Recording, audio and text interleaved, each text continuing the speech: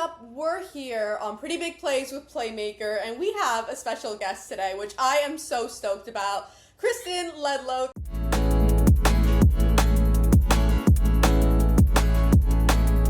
Thank you so much for hopping on the Playmaker podcast. How are you? Thank you. I'm great. How are you? I'm great. I'm so happy to talk to you. Like, I've been following you for so long now. You're an inspiration of mine, and I'm so excited to talk to you today.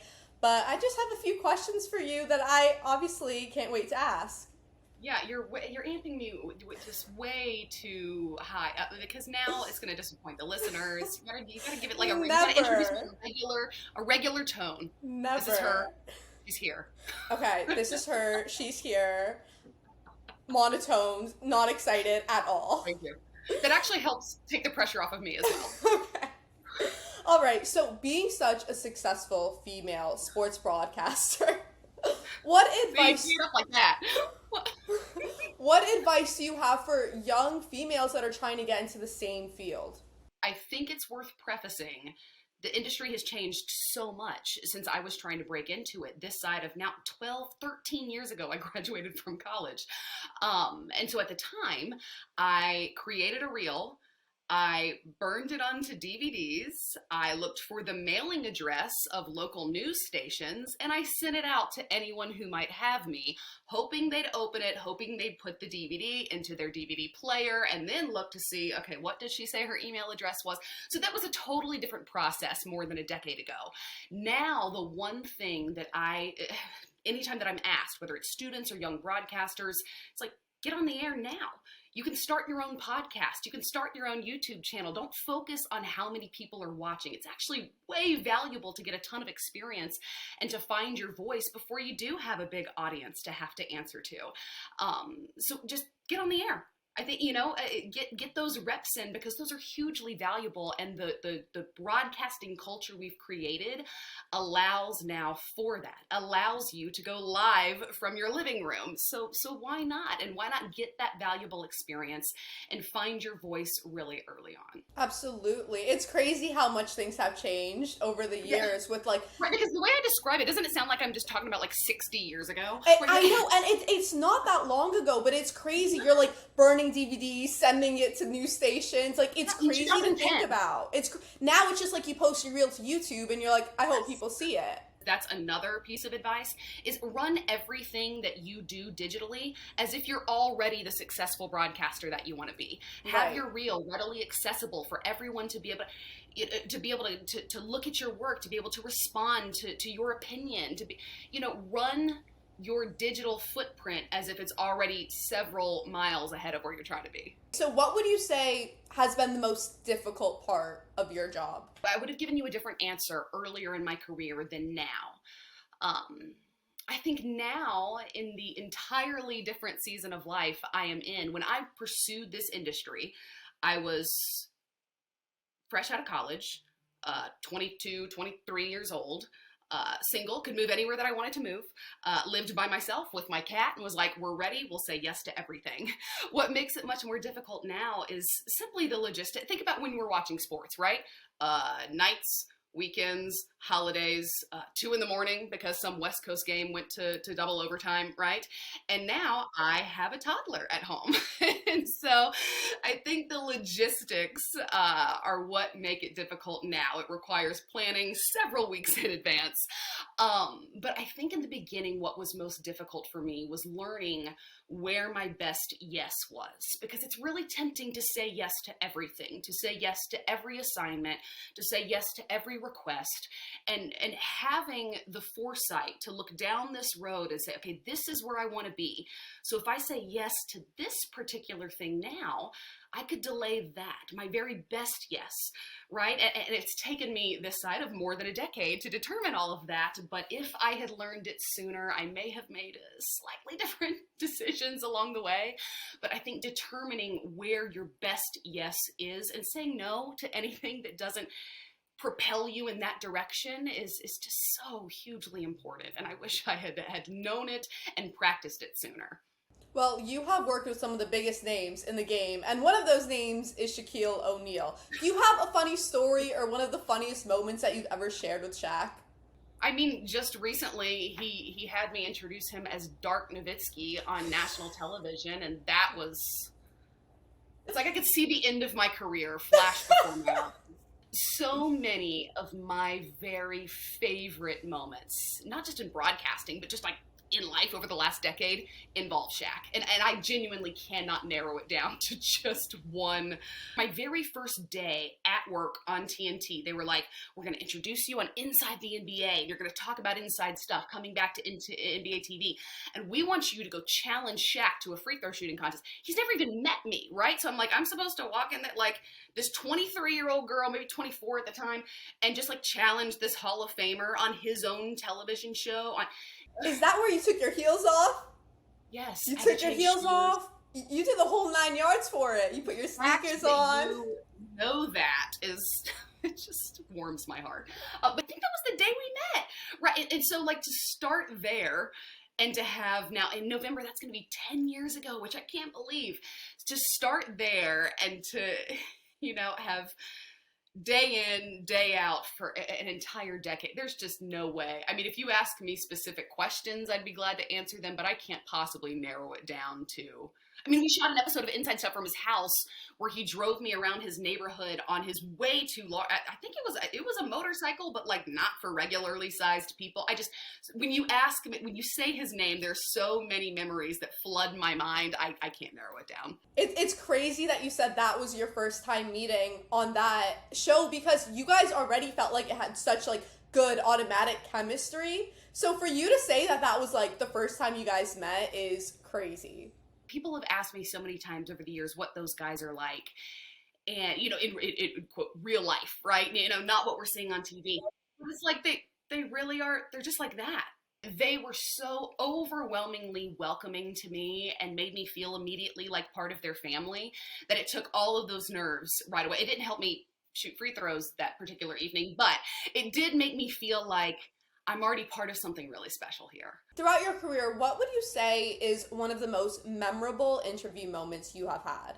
One that's the most vivid, and one that I think really early on was like, whoa, I really am doing this dream job of mine. It was the very end of our first season of Inside Stuff, which again now is 10 years ago, and LeBron was playing in Miami, and he and the Heat were playing the Spurs in the finals, and we were going to shoot an episode of Inside Stuff in San Antonio and one in Miami. And we were in San Antonio, and I don't know if you've ever been, but the Riverwalk is very famous, and it's this, you know, river that flows through kind of the middle of the city, and it's blazing hot and so humid, and we're there in the middle of June, right? And there's so many people sitting out and eating on porches and having margaritas in the middle of the day, and they're so excited that the NBA Finals are here. And I had an interview with George Gervin, the Iceman, and we were going to sit in a boat and ride around the river and talk about the Spurs, right? So we get in, it was just a very kind of normal setup, right? You know, there's one guy shooting it, there's me, there's him, and we take off. And by the time we made our way back to where we had started, maybe I've made it bigger in my mind, but there were hundreds of people that had lined up against the edge of the Riverwalk, and they were chanting Iceman, right? And they were chanting Go Spurs Go. And it was so overwhelming to me to look and like, I'm not only at the NBA Finals, right? Like I would have paid to get a ticket here, but like I'm in the moment sitting next to this guy that they all idolize so greatly. And then a couple of people, again, they're all there for him, not for me, were like Inside Stuff. And I was like, oh my goodness, they know why I'm here also, right?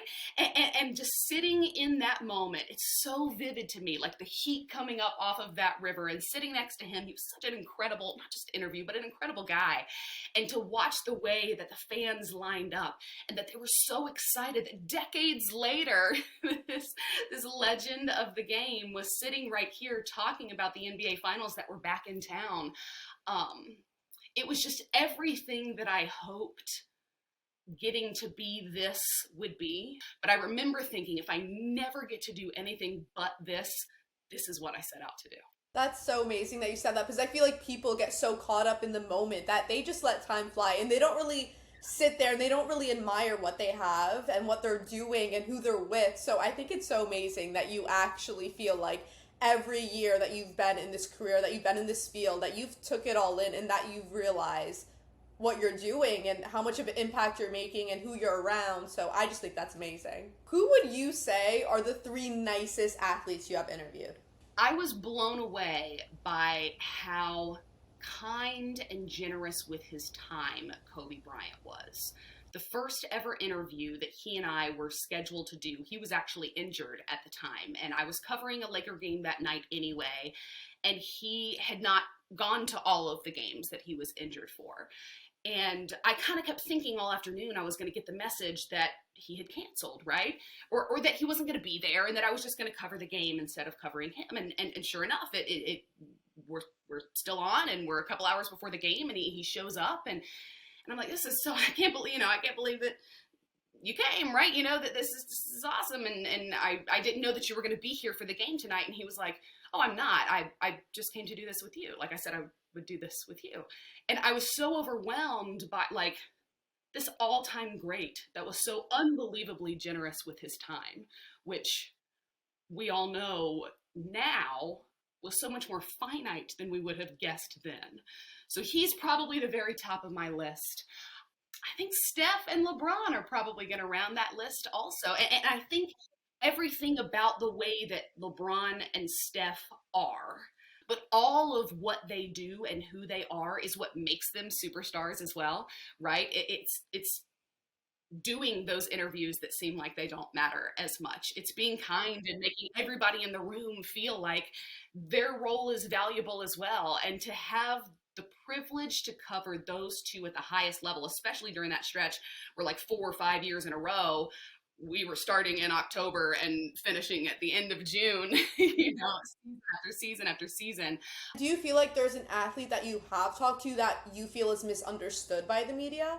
Misunderstood wouldn't be the word that I would use, but there are guys that I think the perception of them is one thing, and I have the great privilege of knowing that it's a little bit different. Like, Draymond would hate that I'm saying this because I know, and he's a coworker of mine now, right? Right. I'm on to Turner Sports, but he's like the sweetest, funniest. Like the very first time that he and I sat down for an interview, I got up and I was like, "You will be a star in media. I don't know how well this basketball thing's going to go for you." This was before they won any championship, right? But like, you will be a star in media. And I told him, I was like, you don't know how rare a gift it is that you just filled 30 minutes of time without really thinking about it, because you carried on conversation and you told stories that didn't have anything to do with the question that I asked. And so I think that, he's got that right. Like, he called a grown man an idiot on his podcast this week, right? So he doesn't want to be called sweet. However, knowing him, I think many would be surprised as to, and there are several guys that are like that again, don't want me to like say, that about them. They want to be the bad boy or the villain or the whatever, stir up the pot. But I'm like, no, I love being around you. Everyone, even like professional athletes now, like so many of them have their own podcast or show. Like Paul George just started his own. Draymond has his. There's so many athletes now that that are sharing their own story on their own platform with other guests. They're bringing other stars onto their podcast to talk about their story. So no, I definitely think it's amazing. And Draymond definitely seems like that guy that just like naturally born, like witty, like knows what to say, when to say it. But yeah, he's definitely not gonna like you saying he's the nice boy out here. We're like, at all, and talks a lot, but also like just what a delight to be around. And he would hate that that's the way that he's being described. What's the most awkward moment you've had in an interview? There was one in particular. I was supposed to go to the Georgia Aquarium, which I was very excited about because the only thing I ever wanted to be besides a sports broadcaster was a marine biologist. We were going to put on the wetsuits and like get in with the dolphins. And this particular athlete, again, I shouldn't name names, it's really not his fault. He stayed after practice for like some extra treatment or whatever and showed up late. And by the time he got to the aquarium, the dolphins had already been put away and they had already been fed.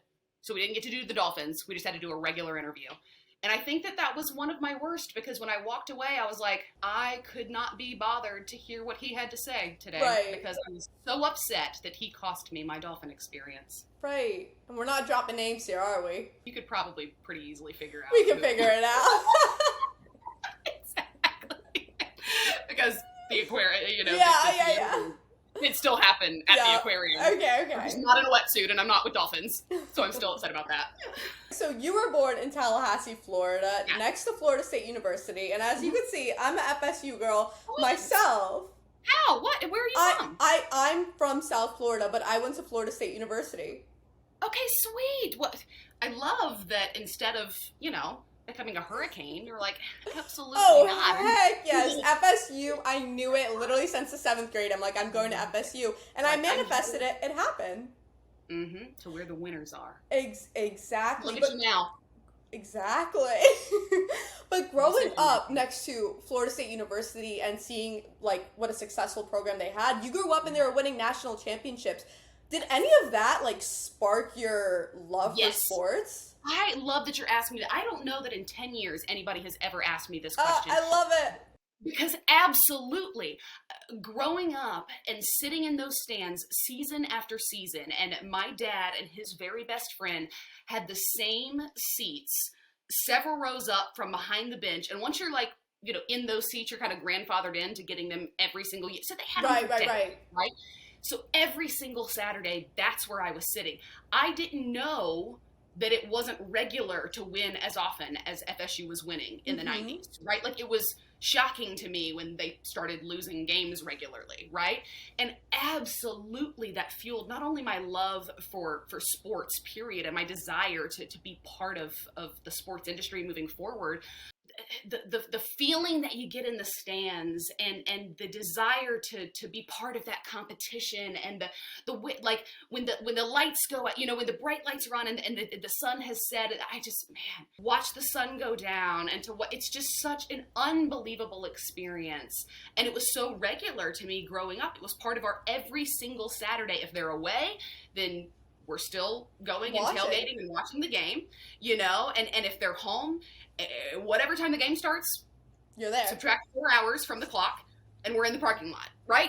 So it was just part of something that was so normal to me. And then my very first job, which if you know all of this, I'm guessing you probably know that. I was going to bring it up.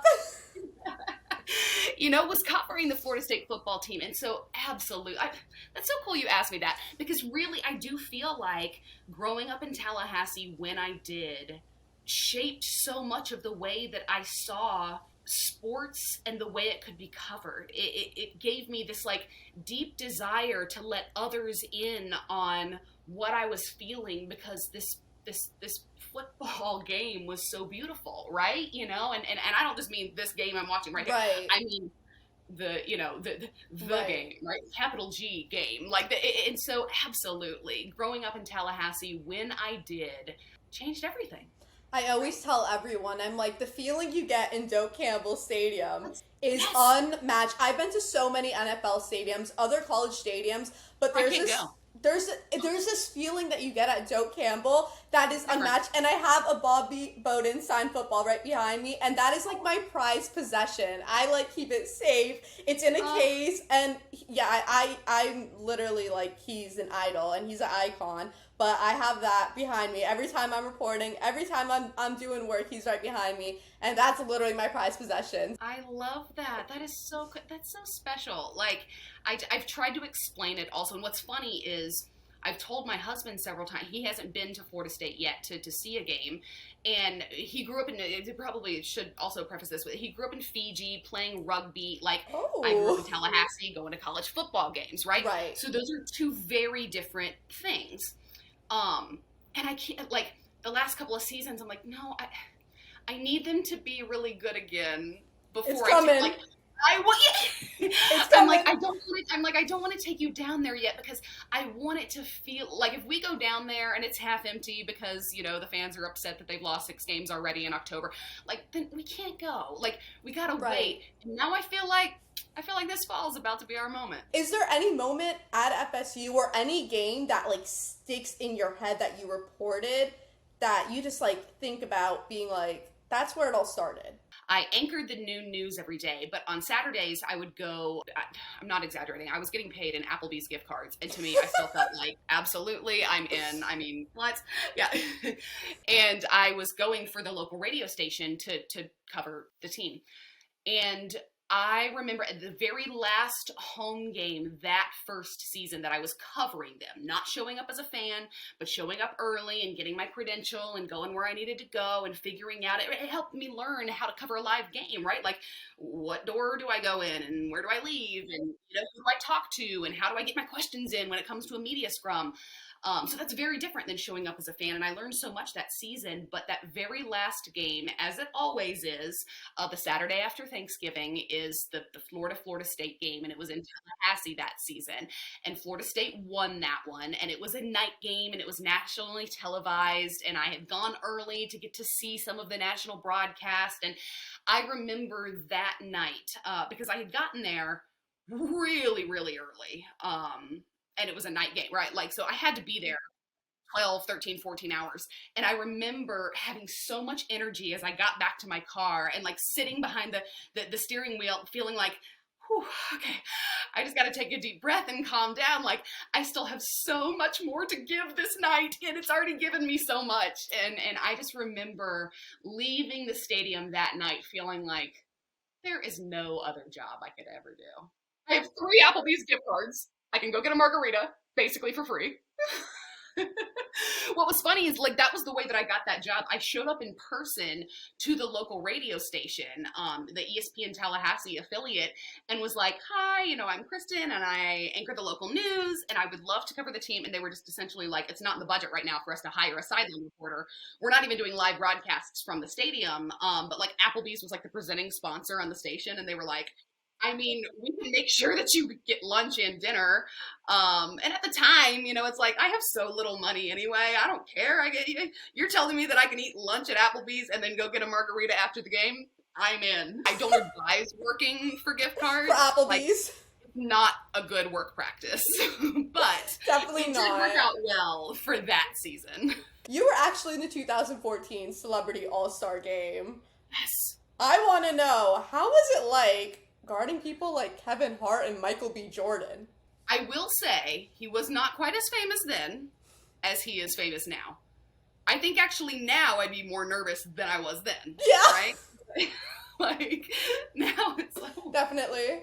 I wouldn't even be able to move. I'd be like stuck in the position, like, oh my god, what do I do? And what's funny is I think, like, you just unlocked a memory. I think there is a picture of me and Michael B. Jordan that exists where we're both like diving for a loose ball. There is. There is. I should get that printed and framed in my house. Why is that not above my mantle? You definitely should.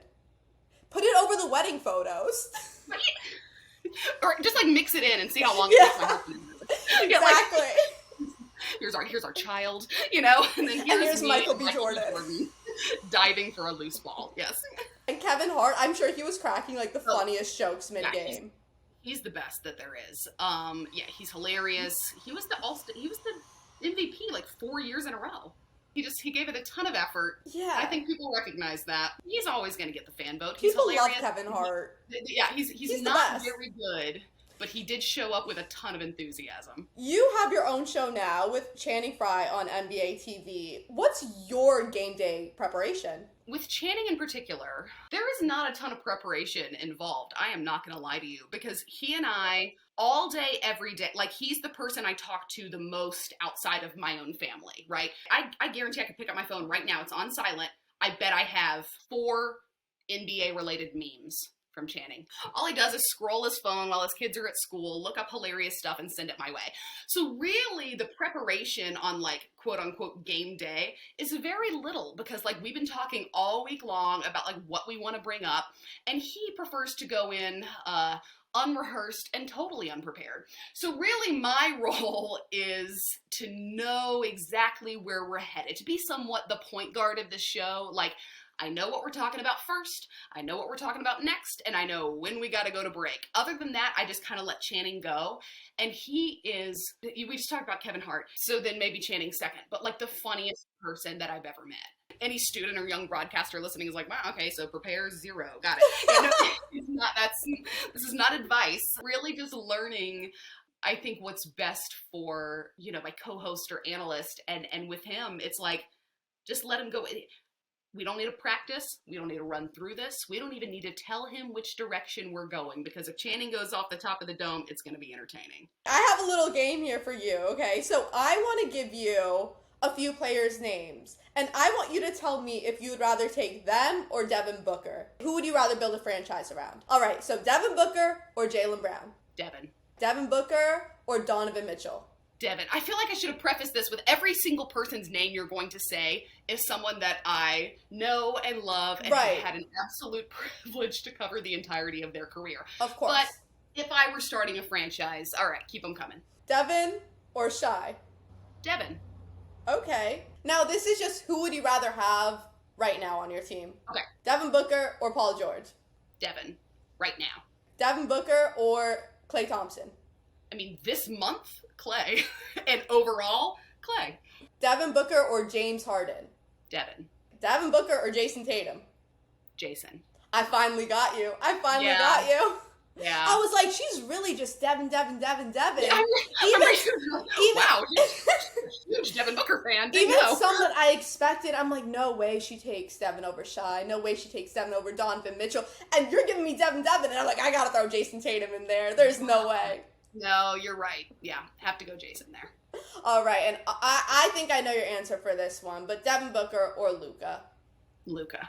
But with that said, who do I think has a better shot at actually winning a title this season? Devin, and the guys that he's got surrounding him. But if I had to start a franchise from scratch, I mean, you start with Luka and you build around that guy. Start, bench, cut these three players. We got LeBron James, we got Kevin Durant, and we got Giannis. I'm starting Giannis. I'm benching KD and letting him get a little healthier, and I'm only cutting LeBron because he may be hurt the rest of this season anyway. Okay, so I have one little game, which I think you would like. It's fact or cap.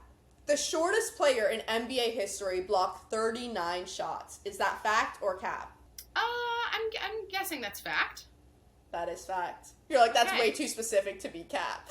This one, you 100% know, but I'm not sure all the viewers know this. Shaq has only made one three-pointer his whole career. Yeah, that's true. The Orlando Magic is named after Disney. You know what I'm so ashamed of in this very moment is I am a diehard Orlando Magic fan. I even have a cat named Magic. You may have heard my cat named Magic actually meowing at the door because he wants to come in right now. And I don't think I know the answer to this question, but it sounds like it would be true just because of Orlando. It's cap. It's not true. But I feel like a lot of people think that.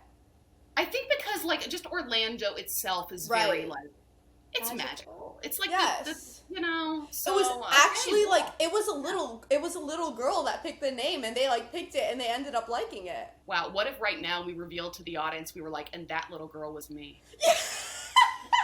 Wow, and I'm her. Stephen Curry has more triple-doubles than Ben Simmons. I want to say that's cap, because Ben was, oh, man, I don't know. I think it's cap. It is cap. You're right. Okay. It is cap. Kobe Bryant's first contract was co-signed by his parents. Fact or cap? I think that's fact because maybe he was 17. That is correct. Yeah, that is fact. That's crazy to think about. That is crazy to think about. And he was immediately great. Russell Westbrook has more rebounds in a single game than Joel Embiid. I know Russ is your favorite player of all time. I'm going to say it's fact because it seems like something that you would want to remind an audience about. All right. It is cap, but it is cap by only one rebound. LeBron James writes and eats with his left hand. That's true. That's fact. I have both watched him write and watched him eat, and I'm picturing it, yeah. This is a question I feel like everybody needs to know. Would you rather eat tacos on Taco Tuesday with LeBron or drink a smoothie with Giannis? I would not have thought about bringing either of these things up until you said it. I have actually done both with both. You're lying. I'm not. I have had tacos with LeBron. I don't remember if it was on a Tuesday, but I have also had a smoothie with Giannis because we were shooting an inside stuff piece at his practice facility, and we played a game of ping pong, and he had someone make him the same smoothie every day at the facility, and he asked if I wanted one, and I took one. And it was very healthy, and it didn't taste that good. Kristen, that is iconic.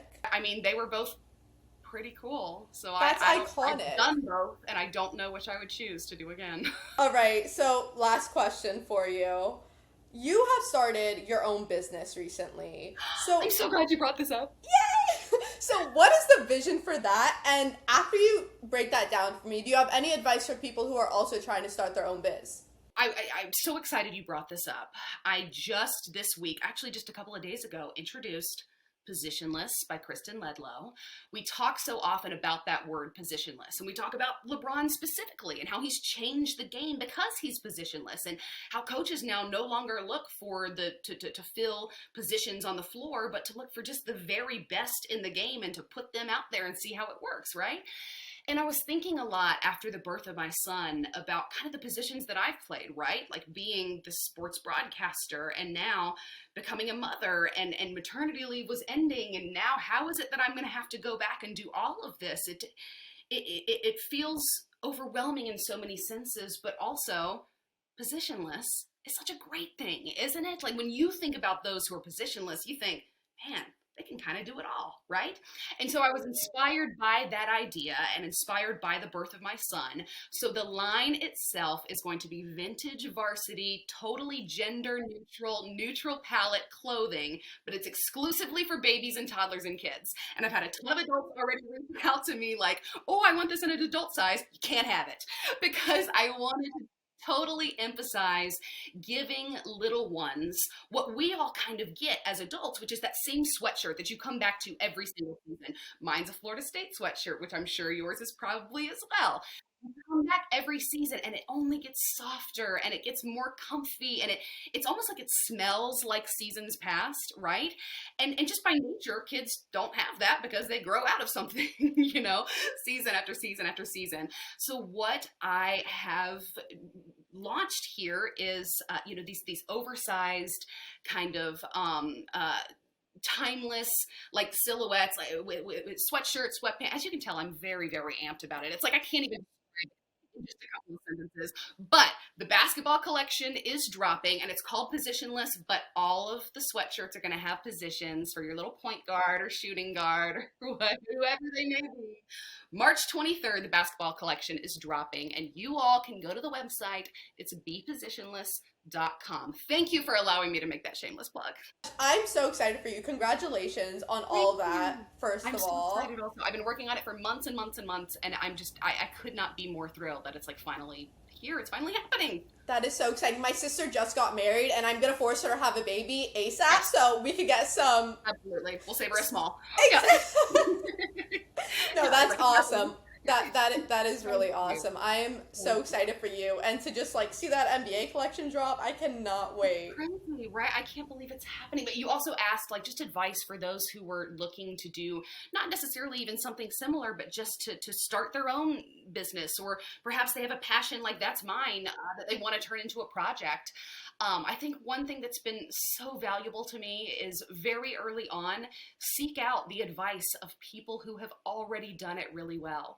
And I didn't know, I've obviously worked very hard in one industry for a long time, but I didn't know very much at all about this other one that I was pursuing. And so I literally started Googling, like, who was the art director for this collection? Who is the manufacturer for this piece that I like?